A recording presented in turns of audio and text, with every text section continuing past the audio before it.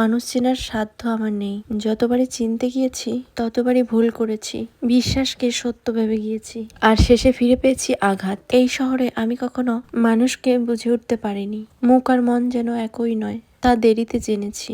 যাদের আপন ভেবেছি একদিন, তাদের আচরণ বদলে গিয়েছে সময়ের সঙ্গে। আমি মানুষ চিনতে পারিনি হয়তো, কিন্তু মানুষকে রূপ বদলাতে দেখেছি স্পষ্টভাবে। হাসির আড়ালে লুকানো হিসাব, কথার আড়ালে গোপন স্বার্থ দেখেছি। তবু বিশ্বাস করাটাই আমার স্বভাব। হয়তো সেই কারণেই বারবার ঠকে যাই। আত্মসম্মান কোনো বিলাসিতা নয়, এটি মানুষের ভেতরের নীরব এক শিরদাঁড়া। যে মানুষ নিজের কাছেই ছোট হয়ে বাঁচে, সে আসলে প্রতিদিন একটু একটু করে মরে।